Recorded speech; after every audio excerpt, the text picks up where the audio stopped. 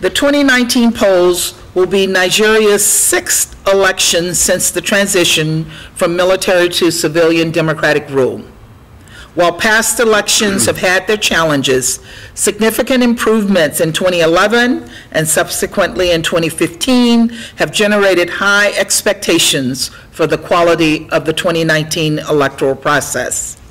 The presidential and gubernatorial elections in particular are expected to be closely contested. More than 70 candidates will be vying for the nation's top office, including incumbent President Muhammadu Buhari of the All Progressive Congress, APC, as well as former Vice President Atiku Abubakar of the People's Democratic Party, PDP, and a number of new challengers, including women candidates and vice presidential candidates.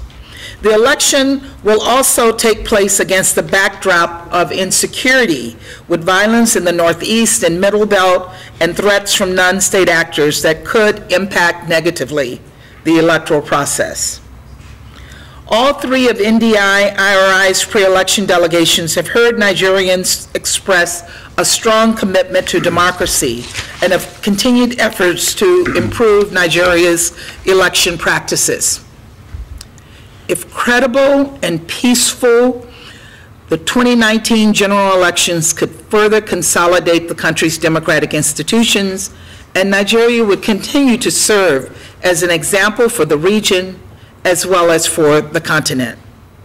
However, if the polls are not seen as sufficiently transparent, accountable, and inclusive by Nigerians, or are marred by violence, it could undermine past democratic gains, erode Nigerians' trust in its democratic system, and threaten democratic progress across the region. The success of these elections will hinge on whether voters have confidence in the process and ultimately accept the outcome as reflecting their will. The IRI-NDI delegation heard from a number of Nigerian interlocutors about efforts to enhance citizens' confidence and participation in the polls. Since the 2015 election, INEC has implemented several improvements and innovations to strengthen election integrity, including enhancements to the smart card reader, increased protection of ballot secrecy, and improved operational and logistical plans. Civil society and citizen observer groups are monitoring and reporting on electoral progress and are engaged in advocating for their processes to be inclusive of all Nigerians, including marginalized populations. The delegation notes the positive efforts being made to conduct more transparent, accountable, and inclusive elections. But confidence in the process and the outcome of the election could still be undermined. Irresponsible political rhetoric threatens to weaken public confidence in Nigeria's electoral institutions and potentially incite violence.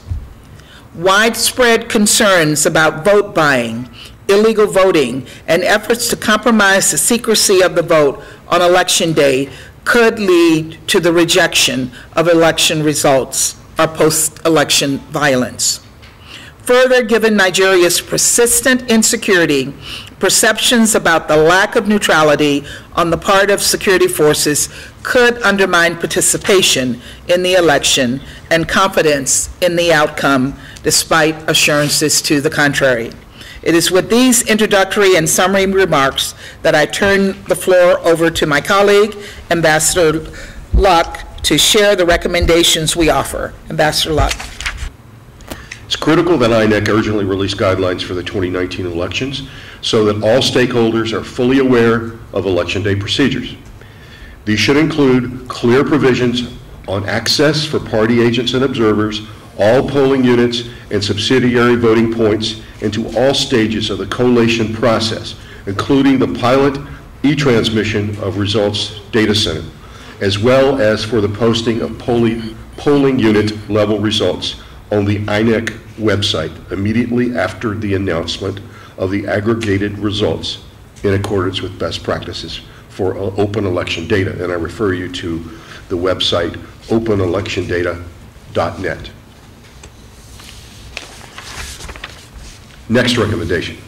Political parties and their candidates should adhere to codes of conduct and peace pledges, including the Abuja Accord 2018. Negotiating and signing agreements are just the first step. Political parties and their candidates must also hold party members and supporters accountable for violations. Political parties and candidates should also run issue-based campaigns, abstain from using openly and condemn tactics that incite violence, such as hate speech and disinformation, and actively discourage voter inducement, such as vote buying and other coercive tactics. All candidates should publicly commit to respecting the outcome of the elections and settle electoral disputes in the courts. This commitment will reduce tensions in the lead up to elections and deter violence when election results are counted and released to the public. Next, security forces should go above and beyond to assure the public that they are professional and neutral. Security forces' prime role is to ensure that voters can cast their ballot in a secure environment on Election Day.